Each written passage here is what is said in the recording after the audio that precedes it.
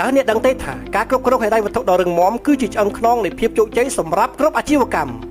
កាលពីថ្ងៃទី2ដល់ថ្ងៃទី4ខែមករាឆ្នាំ2026នេះសមាគមនិស្សិតសេដ្ឋកិច្ចក្រៅប្រព័ន្ធកម្ពុជាបានរៀបចំវគ្គបណ្ដុះបណ្ដាលយ៉ាងពិសេសមួយស្ដីអំពីការគ្រប់គ្រងហិរញ្ញវត្ថុជូនដល់សិក្ខាកាមដែលជាម្ចាស់សិប្បកម្មម្ចាស់សហគ្រាសនិងអាជីវករមកពីវិស័យផ្សេងៗគ្នាជាច្រើនរូបវគ្គបណ្ដុះបណ្ដាលដ៏មានសារៈសំខាន់នេះត្រូវបានដឹកនាំនិងបង្ហាត់បង្ហាញដោយផ្ទាល់ពីសំណាក់ឯកឧត្តមអញ្ញាសាស្ត្រាចារ្យសមូហកបណ្ឌិតលីសុភាពដែលជាអ្នកជំនាញនិងជាថ្នាក់ដឹកនាំដែលមានចក្ខុវិស័យវែងឆ្ងាយក្នុងការជំរុញសេដ្ឋកិច្ចជាតិគោលបំណងធំបំផុតនៃកម្មវិធីនេះគឺដើម្បីផ្ដល់នូវអាវុធខាងបញ្ញាស្មារតីដល់សហគ្រិនខ្មែរក្នុងការគ្រប់គ្រងលំហូរប្រាក់កាសឲ្យមានប្រសិទ្ធភាពដើម្បីពង្រីកសក្តានុពលនៃផលិតផលខ្មែរយើងជឿជាក់ថាកាលណាម្ចាស់សហគ្រាសនិងសិប្បកម្មក្នុងស្រុកមានចំណេះដឹងផ្នែកហិរញ្ញវត្ថុច្បាស់លាស់នោះការផលិតផលជាតិក៏នឹងមានគុណភាពខ្ពស់បរិមាណច្រើនអាចប្រកួតប្រជែងទៅលើទីផ្សារបានយ៉ាងរឹងមាំសូមបងប្អូនសហគ្រិននិងម្ចាស់សិប្បកម្មទាំងអស់បន្តខិតខំប្រឹងប្រែងផលិតនិងកែច្នៃផលិតផលជាតិឲ្យបានកាន់តែច្រើនដើម្បីលើកកម្ពស់មោទនភាពជាតិខ្មែរនិងរួមចំណែកយ៉ាងធំធេងនៅក្នុងការជំរុញសេដ្ឋកិច្ចជាតិយើងឲ្យកាន់តែរីកចម្រើនរុងរឿង